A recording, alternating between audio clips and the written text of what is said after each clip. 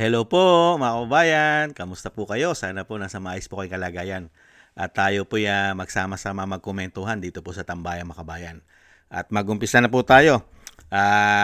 Nagsalita na po si Senator Soto, ang pinalitan pong Senate President, ang tinatawag din pong tuta di umano. Ito po ang kanyang paliwanag kung bakit po siya sinibak at pinalitan, mga kababayan. Pakinggan po natin siya at panoorin. Sir, did you expect this? How are you, sir? We always expected, I've been here for a very long time. I have experienced this around 6 times from 1992 to the present, yung palit-palitan namin. So, as I said, we serve at the pleasure of our peers. So, there must be a plan or something. Maybe God has a different plan. Oo. But is this because of the impeachment? Is this because of the impeachment, sir? Yung nangyaring palitan ng liderato? Probably. Probably. There's a very strong possibility. Because if I were Senate President, once the House approves the article of impeachment and sends it to us, I will constitute and convene the impeachment court tomorrow. May tampo ba kayo, sir, doon sa iba? Hindi naman. Naiintindihan ko rin sapagkat may mga kanya-kanya silang agenda. You weren't surprised at today's happening. Like Not you really. were ousted. Not really. I was kind of expecting it because we've been hearing talks a few days ago. Hindi. So it was the first time na narinig yung may numbers na That's dito. why I did not resign. I accepted the motion to declare all positions vacant. Kasi wala nung usual na ginagawa. Sir, paano na ang impeachment yan, sir?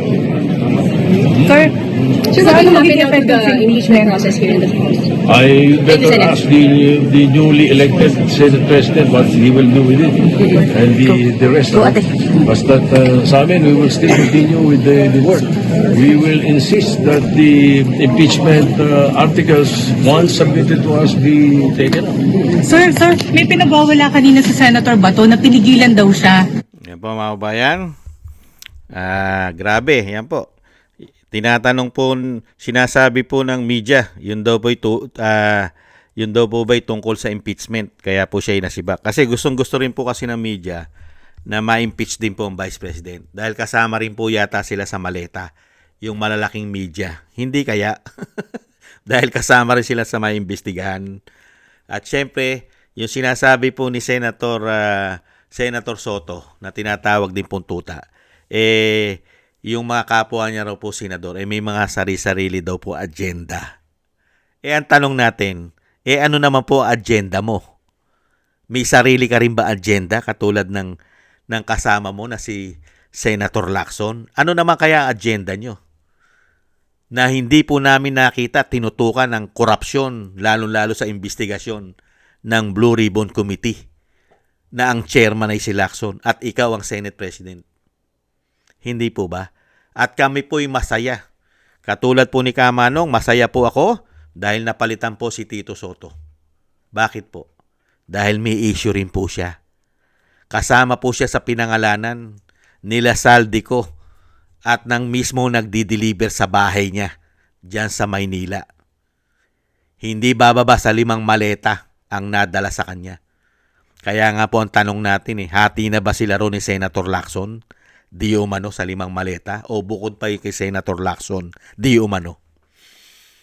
At kasama rin po siya sa sinasabi ni Senator Marcoleta na meron din daw po siya sa DPWH na hindi bababa sa 3.5 billion na kanyang mga requests ayon kay Senator Marcoleta. Meron din po siya, hindi po siya nawawalan pagdating sa DPWH. Napakarami po yatang may imbestigahan sa inyo ni Lacson. Kaya nga po tayo nagpapasalamat, lalong-lalo na po kung makakabalik pong chairman ng Blue Ribbon Committee, si Senator Marcoleta. Kaya po malungkot, hindi nyo pa ba napansin malungkot ang itsura ni Senator Soto?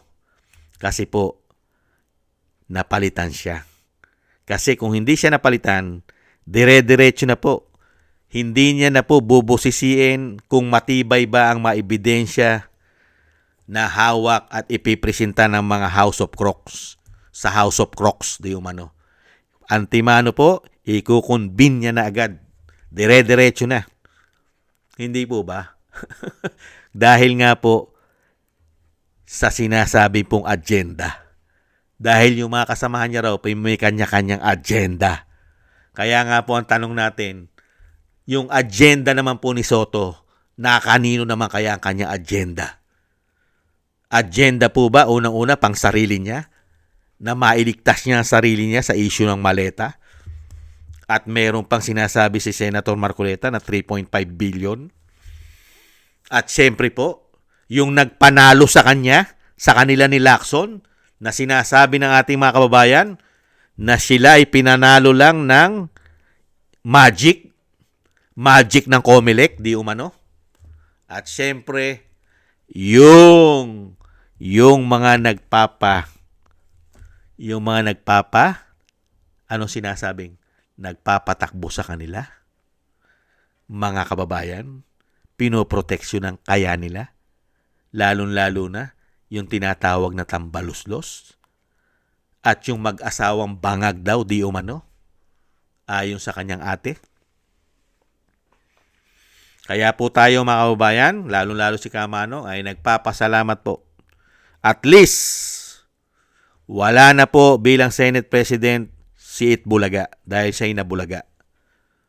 At siyempre po sa mga darating na panahon, kung maibabalik po nila na chairman ng Blue Ribbon Committee, si Marcoleta, makikita na po natin, mga kababayan, na magsasalita po sa Senate ang mga ex-marine, ex-soldiers, at ang mga nag-deliver, mga pinuntahan nilang mga bahay, kondo, townhouse, mga kung ano-ano pa, mga kababayan, ay mailalabas na po ang mga video at mga larawan ng mga bahay nila.